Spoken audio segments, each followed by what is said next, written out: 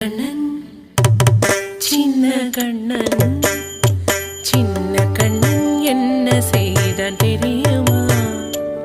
அவன் செய்த லீலை சொல்லில் அடக்க முடியுமா? புரியுமா? சின்ன கண்ணன் என்ன செய்தான் தெரியுமா? அவன்